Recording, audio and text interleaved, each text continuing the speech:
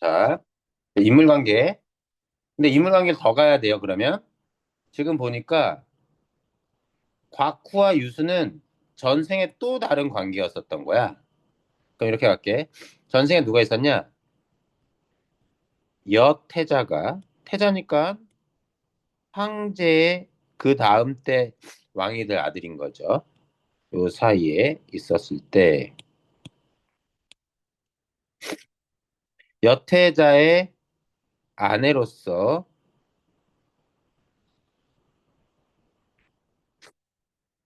후궁이 되죠. 이거 뭐라고 써야 되지, 이름을? 여기서는 지금 곽후인데 전생의 이름이 정확히 안 나와 있지. 그럼 뭐라고 해줄까?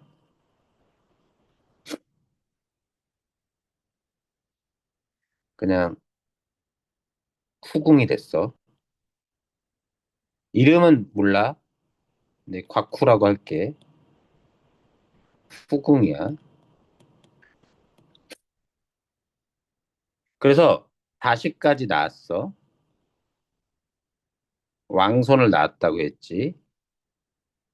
그런데 누구예요? 강충이라는 원수의 꾀에 빠져 태자가 죽습니다. 자, 강충이라는 자에 의해서 태자가 죽어요. 근데 그 전에 공손비에 의해서 사랑을 뺏깁니다. 공성비의 사랑을 독차지하고 이렇게 지내다가 곽후는 깊은 궁에 갇혀서 지내듯이 이렇게 지내다가 그러다가 강충에게 자기 아들이 죽고 그런데 이 여기 A라고 쓸까? 곽후? 여주인공이라고 쓸게.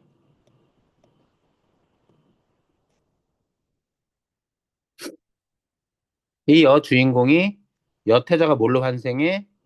유수로 환생하고 여주인공이 낭원 곽후로 환생하는 겁니다.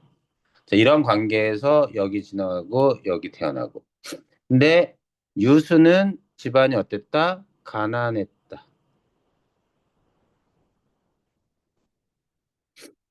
곽후는 부자였다. 부자 가문의 딸. 색한 초가지에 뽕을 신고 보리죽이라도 쓰면 남편의 뜻을 따르고 아주버니와 시누이를 공경하며 아주버니는 남편의 남자 형제. 형제가 또 있었던 거야, 그러면. 형제가. 시누이는 백희공주겠죠. 네, 시누이는 백희공주.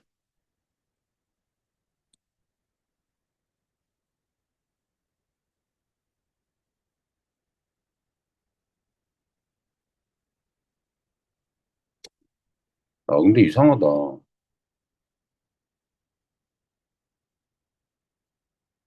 계속 갑시다. 고생했습니다. 그리고 마침내 친정 집안의 재산을 남편이 천하를 도모하게 됐으니. 오, 원래 가난한 집인데 천하를 도모하게 됐다. 나라를 세우게 된 겁니다.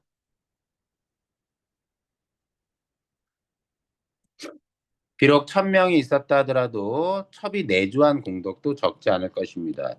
1,000명이 있었다? 하늘이 명령해서 운명이었다. 나라를 세우는 건.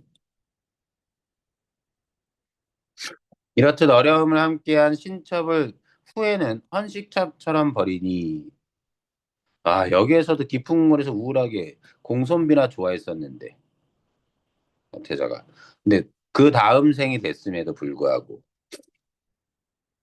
광무제인 유수 왕이 됐던 가난한 집안에 였는데 나라를 세우게 된 거지. 원통함이 어찌 뼈에 사무치지 않겠습니까? 인간 세상으로의 윤회는 실로 기쁘지 않습니다. 하오나 이번엔 윤회에서는 음양, 남녀를 바꾸어 저는 여자가 아니라 남자가 되어 저 유수는 여자가 되어 복수할 수 있도록 하여 주시기 바랍니다. 골수에 깊이 박힌 과거의 원통함을 두른 옥황상제는 비현실적인 존재죠.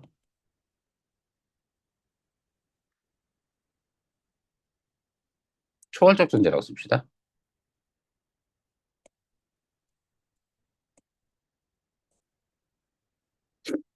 복수를 하지 못하게 할 수가 없었다. 그 복수를 하게끔 도울 수밖에 없었다는 겁니다. 그러니까 전전생과 요 생을 거쳐서 계속 이 남자한테 계속 당했던 거야. 한 생 해봤자 해소가 안 돼.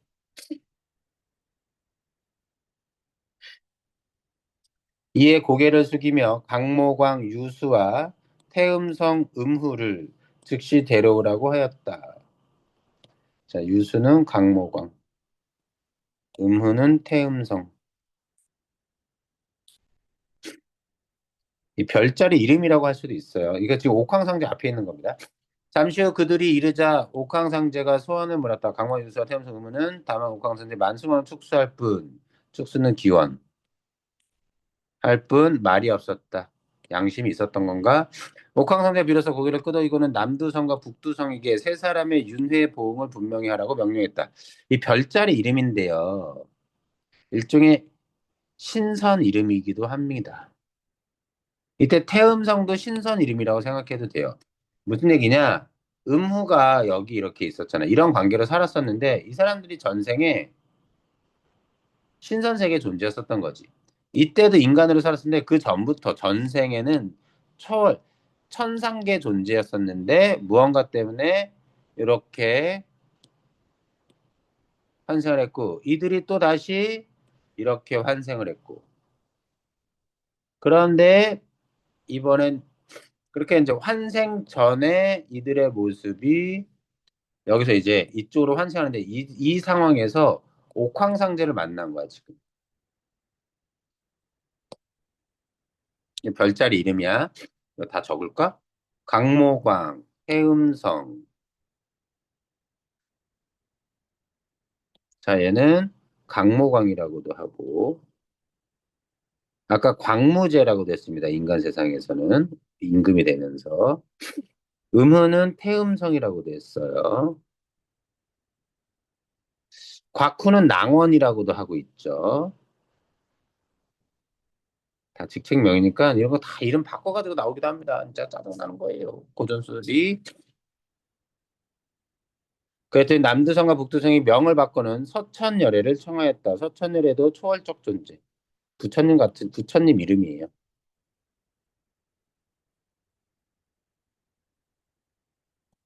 한나라 때 세 사람이 갈 곳을 명하소서. 그랬더니 서천열애가 육갑 신에게 명하여 또 다른 또 초월적 존재입니다.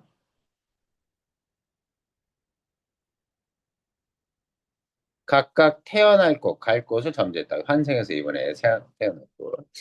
그때 옥황상제가 낭원, 곽후와 강모왕, 유수의 음양을 바꾸라고 명하자 서천이와 유리병에 든 감면수를 낭원, 곽후와 강모왕, 유수에 뿌리며 진원. 진원은 주문을 외웠어요. 자, 등장인물이 나올 때마다 잠깐만 나눠주자면 이 모든 얘기는 옥황상제에게 했던 거고 그러다가 유수와 음희를 데리고 와서 얘기를 하고 그런 다음에 옥황상제가 누구에게 남두성 북두성이 명령했는데 그런데 남두성과 북두성은 서천열에게 부탁하고 그때 서천열에는 육갑신에게 명령해서 하는 거죠. 자, 그랬더니 서천열애가 바꾼 겁니다. 남녀 성별을. 잠시 후 낙원 각후는 작고 작약한 몸이 변하여 팔척장실 아주 키가 큰 헌헌장부 남자가 되었다.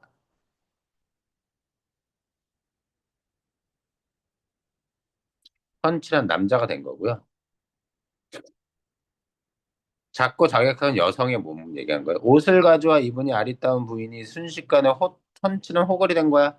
기쁨을 감추지 못한 낭원 각후는 반평생 품었던 한을 잊고 화색이 도는 얼굴로 옥황상제에게 감사의 인사를 올렸다. 한편 강모강 유수의 씩씩한 몸도 순식간에 꽃다운 여자의 몸으로 변했다. 왕의 옷을 입었을 테니까. 짧은 저고리와 긴 치마를 입히니 옷 같고 꽃 같은 자태가 수려 아름다웠다. 변신하는 모티프죠. 꽃다운 여자의 몸이 되었습니다. 미인으로 됐어요.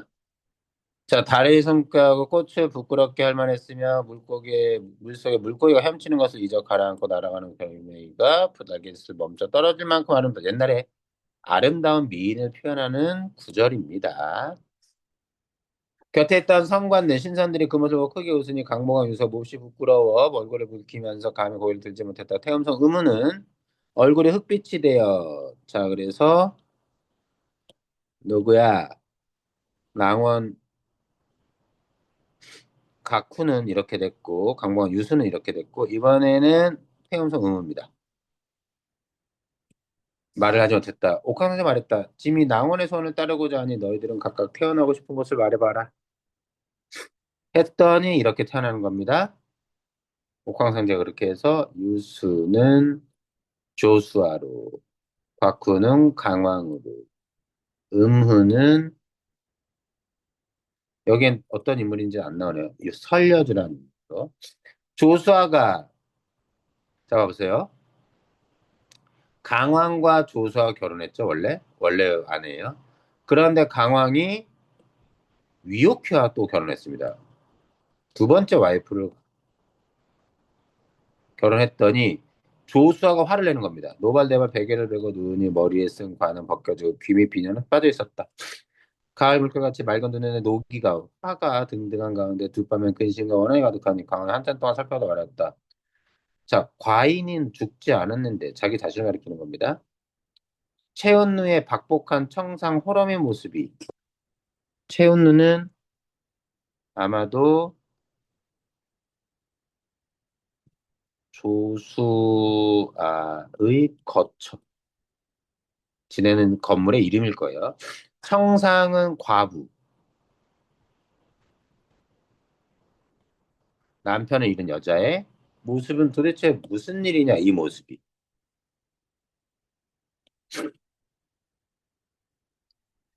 이 몸이 호러미나 과부와 무엇이 다르겠습니까? 대왕께서 이미 위씨를 만났으니 위씨 여기 위옥희 첩은 방명한 사람입니다. 복 없는 운 나쁜 첩은 스스로 깊은 말 거쳐면 이 세상을 마치려 하니 죽을 거래. 은둔하면서 엎드려 바라건대 대왕께서는 더 이상 묻지 마십시오. 말을 마치고 환한 기세 드러낸 경왕이 교만하고 속 좁음을 즐거워하지 않아 잠시 후 다시 웃으며 말했다. 교만하고 속 좁음은 누구? 이 조수아의 음, 인품을 이렇게 표현한 겁니다. 옛날에 여자는 남자가 와이프를 또 들이면 그냥 받아들여야 됐었어요.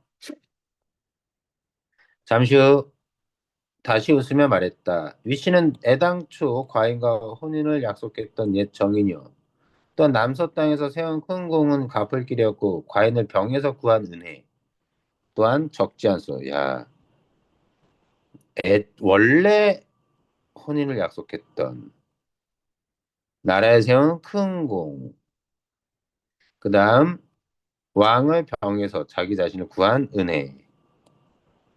이런 이유로 임금께서 표창하신 것이고 과인 또한 공경하는 것이요. 위씨가 궁중에 온 지 겨우 이틀인데 자 결혼해서 온 지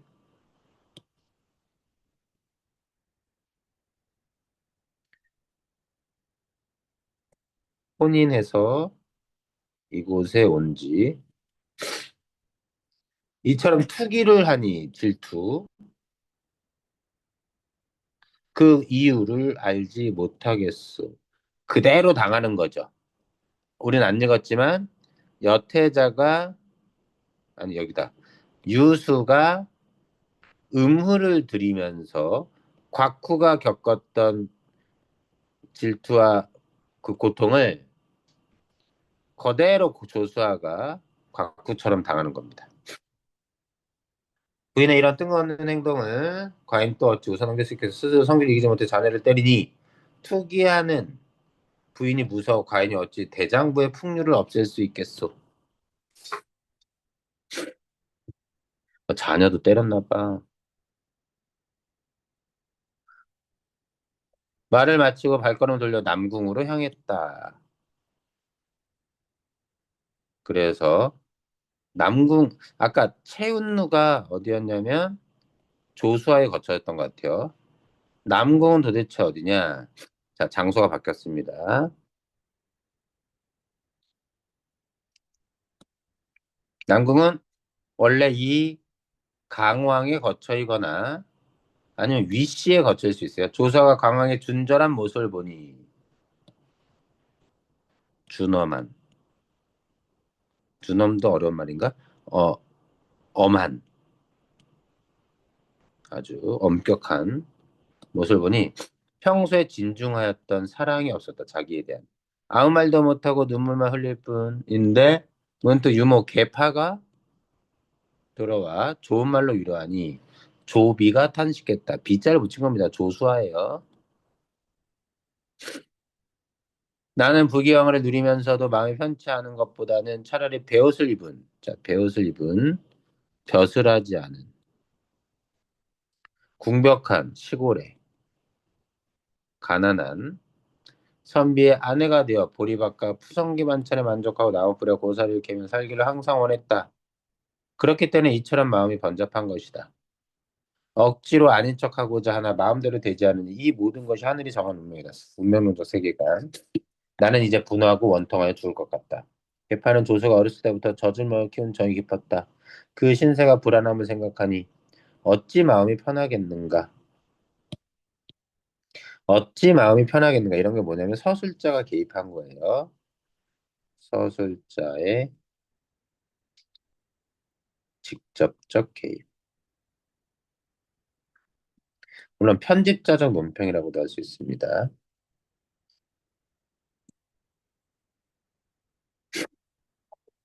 개파는 본래 성품이 우울하지만 어찌할 계책이 없었다. 개파는 본래 성품이 모가 나지 않았기 때문에 원만했어. 위옥희를 해칠 마음을 내거나 하지는 않았다. 이때 위옥희가 누구예요? 두 번째 들인 마누라 전생의 백희공주. 이날 밤 강왕이 남궁에 이르러 위옥희를 대하니 옷 같은 자태와 달빛 같은 광채가 너무 아름다워. 너무 예뻐.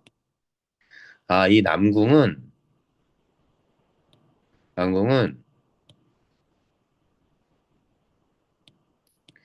위옥희의 거처일 수 있겠습니다. 왕이 흔연히 기쁘게 강왕입니다. 웃으며 말했다. 과연 처복이 넘치는 아내복, 자식복 뭐 이런 것처럼 과인이 본래 잠을 이루지 못하면서 오매불랑 구한 것이 아닌데 일부러 구하지는 않았는데 하늘에서 성녀를 점지하였으니 부부가 된 성인 성녀를 기리는 시경의 노래가 조금 더 부럽지 않소. 이 성녀는 아주 뛰어난 여인 정도로 갈까요? 위옥희 위씨를 얘기를 하는 겁니다. 또 조씨 같은 아름다운 여인이 그 뒤를 이었으니 그대가 태임 태사의 덕을 이어 과인에게 내조를 잘하도록 하시오. 태임 태사의 덕은 그냥 고사 인용했다고 생각하시면 돼요. 그래서 인물 관계가 상당히 복잡합니다. 상당히 복잡해요. 전생, 원래 이거보다 또 전생이 있었던 거지. 신선세계의 존재였는데 그들이 무슨 이유에서인지 이렇게 여태자와 여주인공으로 태어났다가 여태자에게 의해 버림받는 여인으로서 지내다가 죽음을 당해서 그 다음 생에도 태어났지만 그 처지가 바뀌지 않게 태어났는데 그게 억울해서 남녀를 바꿔서 태어나서 근데 그 전생에 대한 기억을 이들이 가지고 있는지는 알 수 없습니다. 지금 전생의 기억을 알지 못하는 것 같아요. 전생의 기억을 알았으면 이렇게 화를 내고 불만스러워하는 조수아에게 강왕은 전생의 얘기를 들어서 말을 할 수 있을 텐데 그렇게 보면 되겠습니다. 자, 그 다음 작품 가볼까요? 제목은 양기자의 쥐.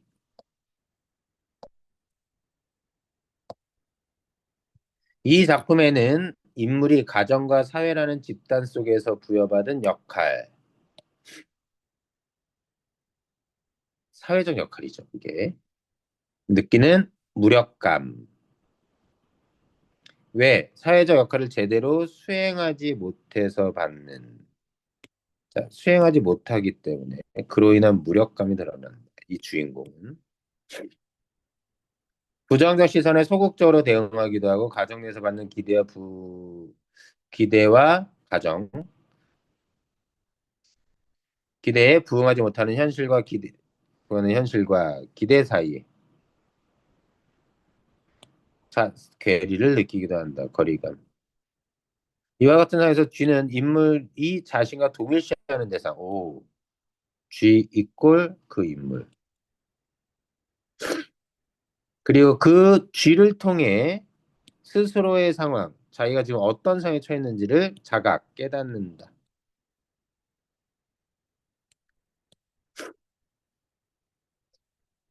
가봅시다. 줄거리가 없네요. 가보죠. 홍보실 내 직원이래야 김 실장과 사진기자 미스터 윤, 그리고 타자를 치는 타자수 미스 홍과 그가 전부였다. 이게 자기가 일하는 회사의 어, 부서입니다. 홍보실.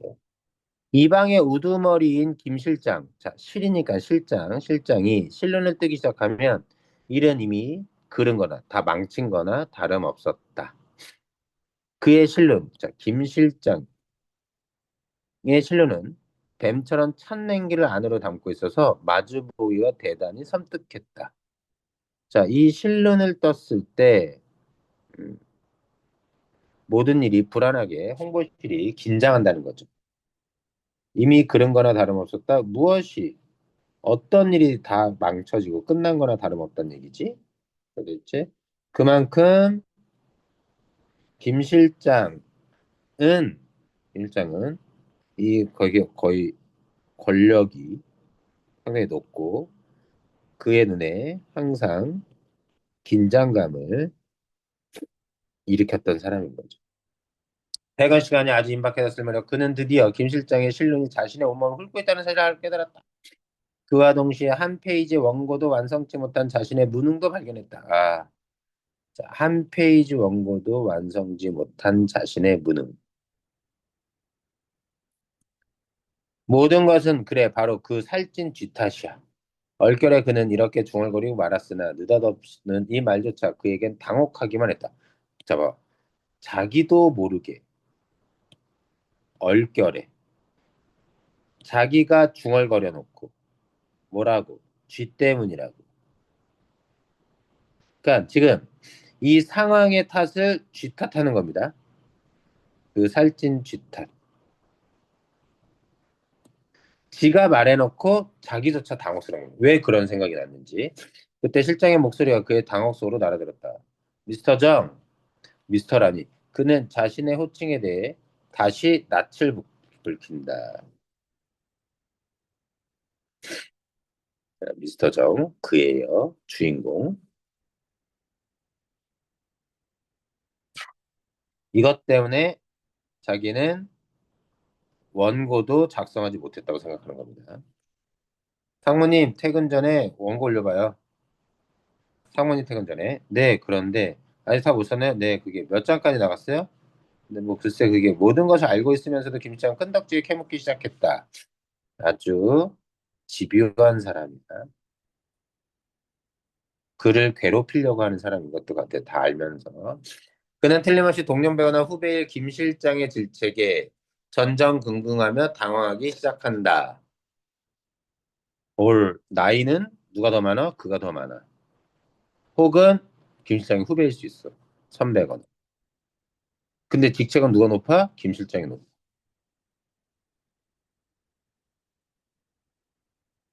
쓴 것을 보여주세요. 아직이라니 도대체 몇 전에 썼단 말이오? 어쨌든 사흘째나, 자, 3일째.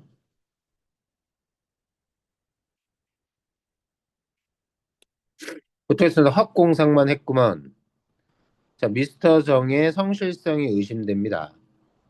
달달 볶고 있는 거야. 김일장 갑자기 말의 기세를 누그러뜨리며 실눈 속에서 교활하게 갑자기 왜? 차갑게 냉정하게 했다. 왜 웃어? 내일은 끝내도록 해요. 김 실장은 아랫사람을 다스리는 상견의 따뜻한 태도로 재빨리 복귀하는 것을 바라보며 그는 멍청해졌다. 왜? 김 실장은 37이거나 36 혹은 35일 것이었다. 그는 그 사이 흘러내린 볼펜통을 닦으며 빈 원고 용지에 37, 36, 35라고 써보았다. 나이를. 왜 이런 갑작스런 태도 변화에 그는 왜 멍청해졌을까?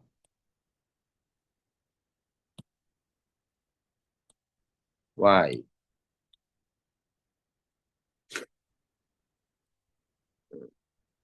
그건 원래대로라면 혼나야 된다고 생각했는데 그거를 마치 따뜻한 태도를 바꿔서 자기를 그래도 친절하게 이렇게 얘기하고 끝났잖아. 근데 이거 보면 교활한 웃음으로 그렇게 얘기한 거란 말이야. 뭔가 다른 의도가 있겠지. 그래서 그는 멍청해진 건 뭐냐면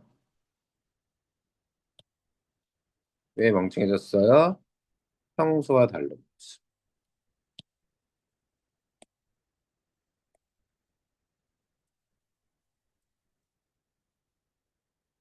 그리고 무슨 의도인지 몰라. 아니 방방해진 거죠. 걱정되기도 하고. 그가 조금 지친 듯한 표정으로 산비탈길을 오르면서 까닭 모르게 긴 한숨을 쉬는 시간은 늘 일정했다. 늘 한숨 쉬는 행동을 했던 거야.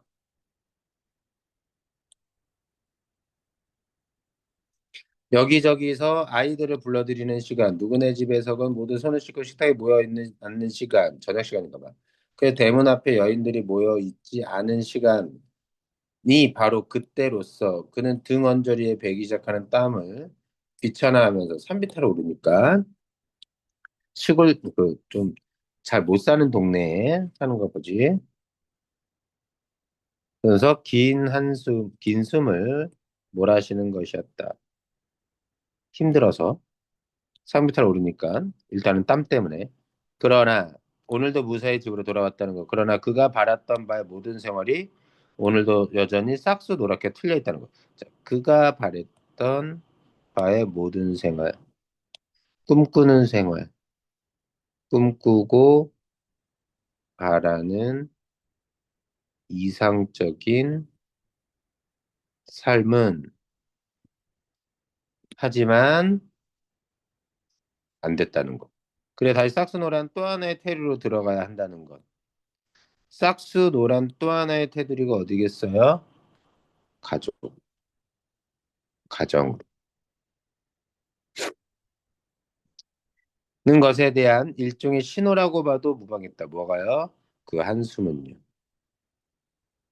싹수가 노란 곳에서 또 다른 싹수가 노란 곳으로 들어가는 그 답답함을 땀을 식히는 행동이면서도 그 답답함이 표현되는 신호인 거죠. 거기다 오늘은 김 시장에 당한 자신의 무능까지 겹쳐 있었으므로 그의 한숨은 유난히 길고 탁했다. 그 긴 한숨과 함께 수십 개의 가파른 계단을 올라 초록색 페인트 칠을 한 대문을 앞에 이르면 수십 개의 계단. 이것도 이들의 힘든 삶을 나타낸다 보면 되겠습니다. 산비탈길, 수십 개의 가파른 계단. 이것들이 그 집안, 그가 처한 가난한 집안의 형편을 나타내죠. 그런데 지나온 저 아랫 동네들의 모든 기척이 숨죽여 엎드린 듯한 묘한 느낌을 살펴보다 매번 그랬다. 그때마다 그는 지저분하고 그러면서 쓸모가 넘치는 그 모든 낡은 집과 하수구와 넘치는 변소 냄새들이 일시에 그를 우러러봐 주기라도 하는 듯 그것들을 천천히 둘러보는 것 또한 잊지 않았다. 그래서 이 대문 앞에 있을 때 또 다른 행동. 그 밑에 지나온 공간을 다 천천히 둘러보는 행동. 요 한숨을 쉬는 것도 좀 중요하고, 의미적으로. 요 한 번 천천히 둘러보는 것도 중요해요. 요 한숨과 애무의 시작, 사랑스럽게 만지는 걸 애무라 그래요. 이것이 그 모든 삶의 마지막 보는 느낌이 얼핏 그 장면을 떠오르기도 하지만 그가 대문을 들어서면서 짓게 되는 미소며 헛기침 등은 애당초 마지막이라고 말하는 것과는 아직 거리가 멀었다. 자, 대문을 들어면서 짓는 미소와 헛기침. 이건 뭐예요? 가장으로서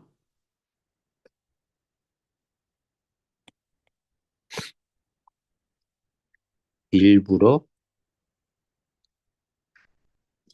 음, 보여주는 모습.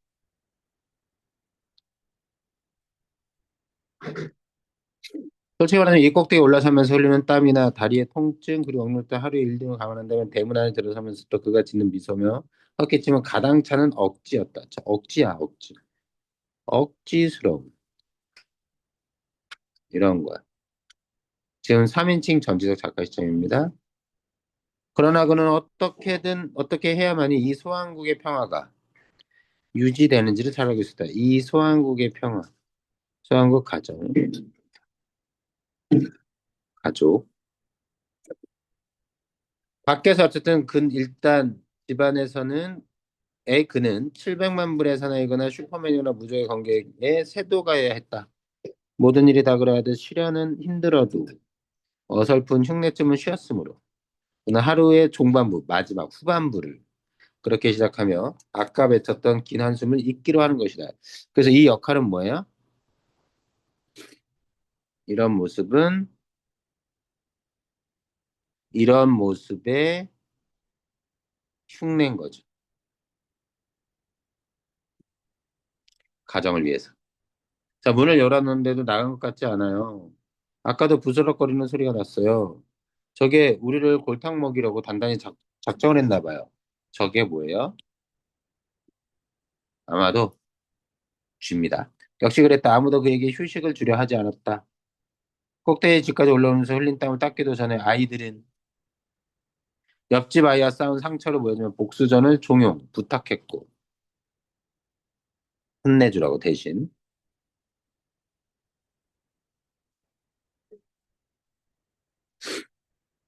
그렇게 했고 아내는 아내대로 이번엔 아내 쥐의 횡포를 호소하며 그의 무기력한 얼굴에서 어서 전이가 싸울 의지가 떠오르기를 부채질했다. 여기까지 와서 쥐잡기를 포기할 수는 없었다. 아내 말대로라면 쥐는 먹을 것도 없는 작은 방에 처박혀 있었기에 잔뜩 기운이 빠져 있을 거였다. 그런데도 불구하고 그가 없는 낮 동안에 탈출을 시도하지 않은 쥐를 생각하면 전신으로 솟아오르던 싸울 의지가 슬쩍 사라져. 왜? 작은 방에 처박혀 있는데 그가 없는 낮 동안에 탈출을 시도하던 쥐. 이거 생각하면 싸울 생각이 사라져. 이유가 뭐냐? 왜 도망가지 않았을까? 마이오넷을 방황해서 어, 우두커니 멍청하게 방문 앞에서 똑같은 생각을 되풀이해 보았다. 밤이면 틀림없이 목숨을 건 추적극이 벌어질 것을 모르지는 않았을 텐데 쥐는 왼쪽 오른쪽도 고혈자는 영리한 동물이라는 것을 그는 알고 있었다. 하지만 이미 시작된 일이었다. 그는 다시 막대기와 연탄집게를 챙겨놓고 구석구석을 노려보았다. 아빠는 여태 쥐를 못 잡았어? 아들 녀석의 목소리에 긴장된 그의 등을 타고 넘어왔다. 쥐똥과 쥐오줌, 분명히 맡아지는 쥐의 냄새. 이런 것들을 빼고 나면 허공과 마주서서 대항하고 있는 무기력한 슈퍼맨. 그는 문득 자신이 치고 있는 이 덫에 걸릴 것이 무엇인지 알 수가 없어져 버렸다. 상무나 김 실장 앞에서 기다란 손과 발을 늘어뜨린 채 서 있기만 하던 그 자신.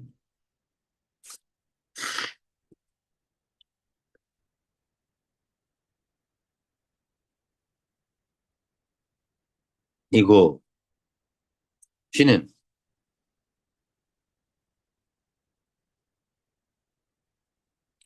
그리고 여기 허공과 마주서서 대항하고 있는 무기력한 슈퍼맨.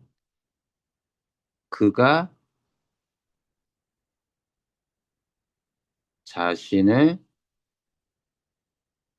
그렇게 생각하고 있는 거죠.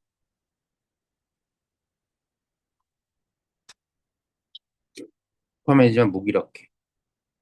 제대로 잡지도 못해.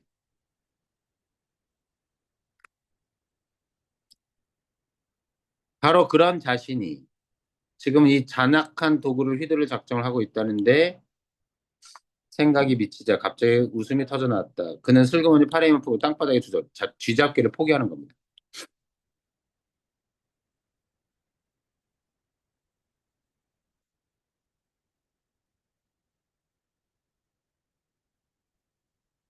이때 뭐예요? 상무, 김 실장, 그 앞에선 그 미스터 정, 덧 앞에 있는 쥐. 언제 그 덫이 자기를 칠지 모르는 그 위기 상황 속에서 무기력하게 있는 쥐. 그 처지가 비슷하죠. 그런 그가 쥐를 잡으려고 하니 나랑 자기랑 비슷한 갑자기 웃음이 터져나왔다. 이 웃음은 허탈한 웃음, 어이없는 웃음이죠. 그리고 쥐잡기를 포기하는 겁니다. 힘이 빠지면서.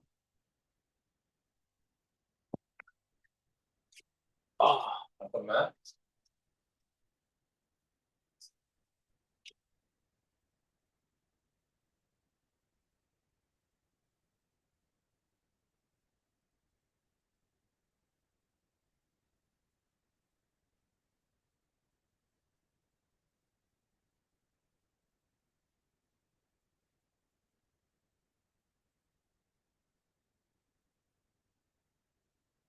이, 이 쥐잡기의 변형 문제는 나중에 문학 부분은 나중에 골라보도록 하고, 여기 지금 읽고 풀었던 부분의 문제를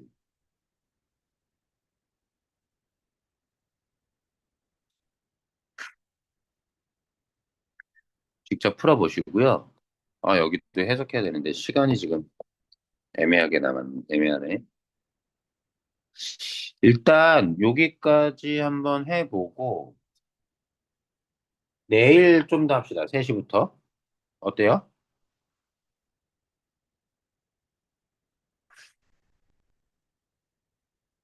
대신 문제 좀 많이 좀 풀어줘.